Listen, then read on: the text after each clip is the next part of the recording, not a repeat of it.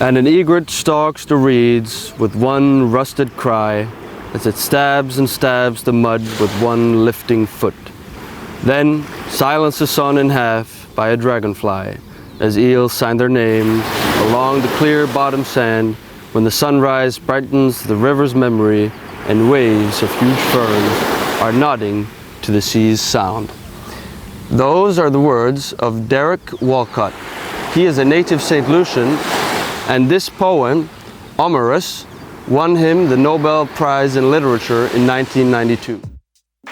Our exploratory journey through the Caribbean CIP countries this week brings us to Saint Lucia, another volcanic tropical paradise with a British colonial legacy, important manifestations of which are its common law legal system and free market economy. It's also, incidentally, the only country in the world named after a woman. Here's what you need to know about Saint Lucia's Citizenship by Investment program. Launching only in 2016, Saint Lucia is the latest country in the Caribbean to open a CIP. A passport from Saint Lucia gives you visa-free access to 130 countries, including Schengen, the UK, Singapore, Hong Kong, and India. To qualify for the program, just like in other Caribbean countries, you can either make a cash contribution, starting at $100,000 for a single applicant, or invest $300,000 in real estate. But Saint Lucia also offers additional investment options: the acquisition of $500,000 worth of bonds, or an investment in an approved enterprise project starting at $1 million. Once more, Sam Bayat of Bayat Legal Services is here to explain some of the finer details about how he helps his clients apply for the Saint Lucia CIP. It can be summarized in 5 steps. Step 1 is an internal one. We get to know our clients. We conduct an internal due diligence checks. They sign a retainer agreement with us, and we provide our clients a very detailed, tailor-made list of the required documents and information. The second step is when we send or we courier the application package to our local office, and they review again the application, and if okay, they submit it to the government. Third step, the application is reviewed by the unit, citizenship unit, and if it's all complete, they will initiate the due diligence check. The fourth stage is when we receive an official letter of approval. The applicant then has to transfer his contribution to the government bank account throughout a designated escrow account. And finally, once the funds are cleared, the naturalization certificates are issued, and we apply for our clients' passports. St. Lucia, which has a population of about 180,000, has been a sovereign state since it won independence from Britain in 1979. As we arrive in the country's capital, Castries, we learn that preparations are underway for the celebration of Independence Day, which is scheduled for the morning after.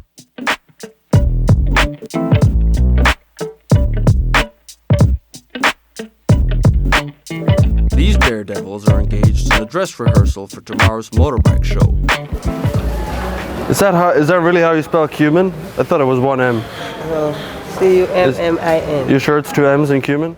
The capital offers an eclectic mix of restaurants and bars, shops and stalls, office buildings and churches, as well as a bevy of street vendors who have risen to meet the insatiable demand cruise ship tourists appear to have for knickknacks and souvenirs.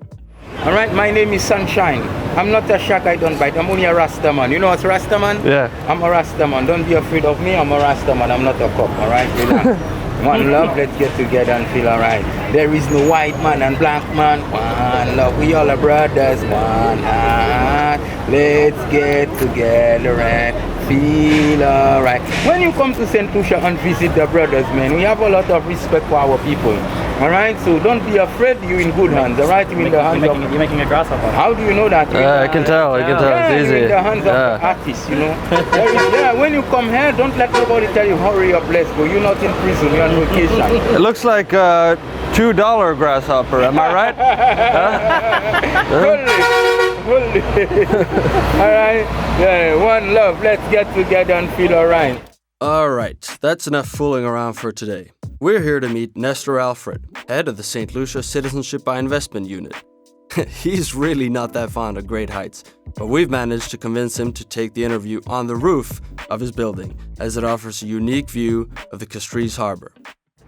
Is that there is a strong focus on due diligence process. And the reason for this is to ensure that we always maintain the integrity of the passport, which will be issued to you, the citizens.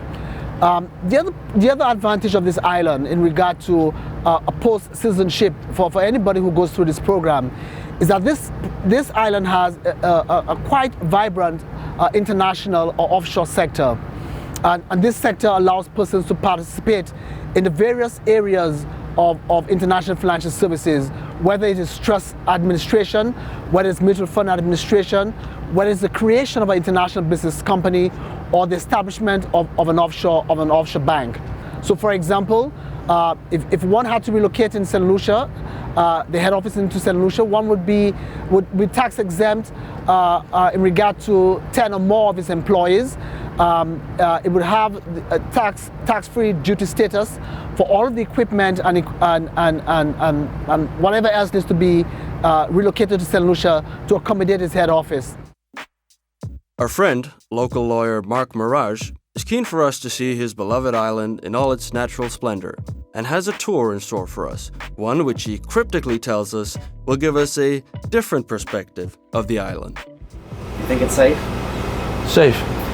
Yeah, I'm sure they have airbags.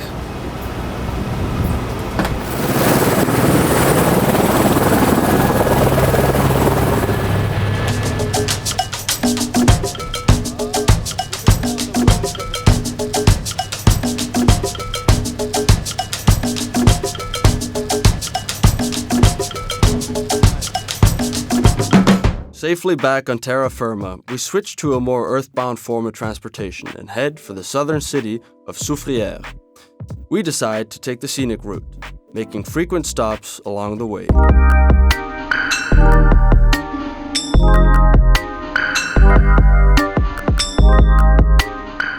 With an annual GDP of around $2 billion US, St. Lucia's economy is the biggest among OECS countries.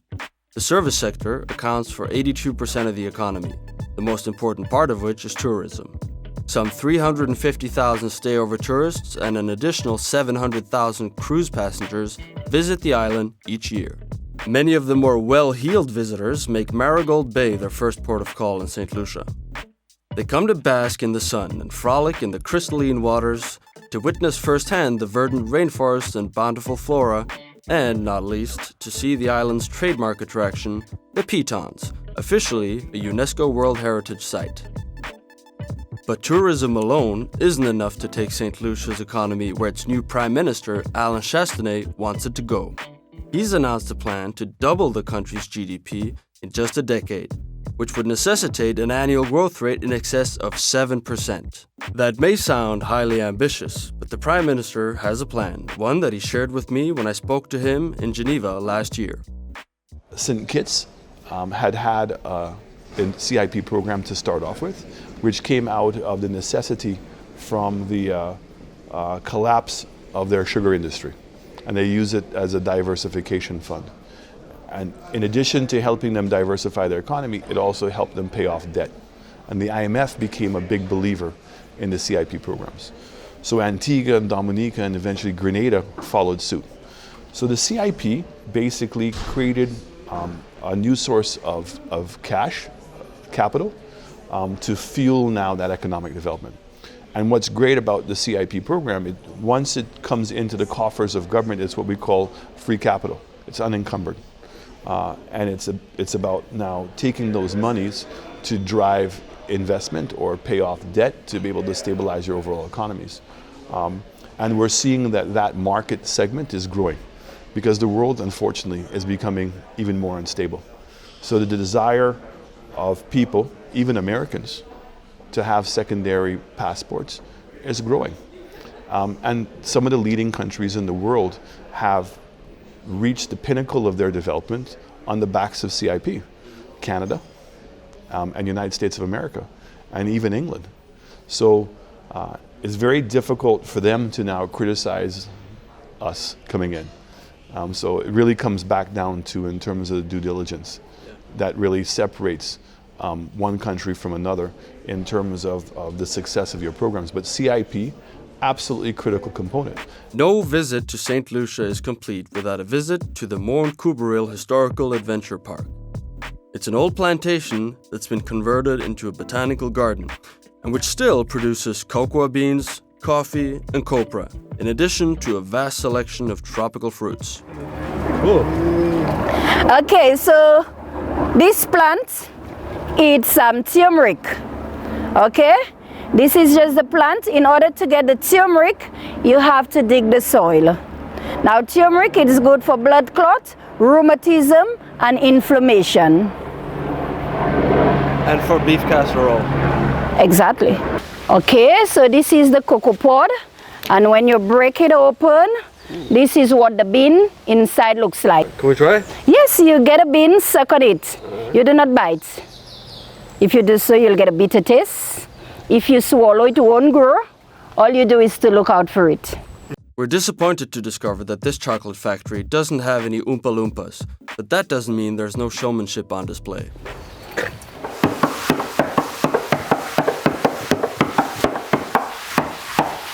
Okay. Okay, so this is how it was done.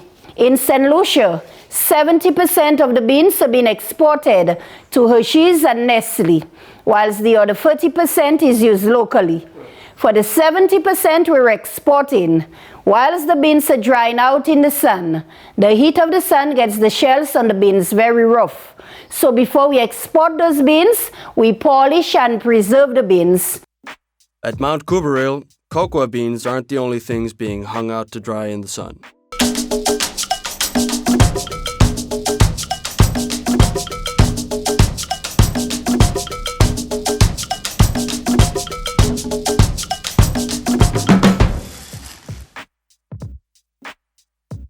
That's it for this episode of Caribbean Citizenship by Investment. To make sure you don't miss out on that, subscribe to this channel here on YouTube or follow us on Facebook, LinkedIn, or Twitter. You can also follow our weekly newsletter by signing up on our website, imidaily.com. If you're curious to learn more about citizenship by investment programs, send an email to info@imidaily.com. We'd also like to thank the sponsors who made this series possible. I'm Christian Nesheim. See you next time.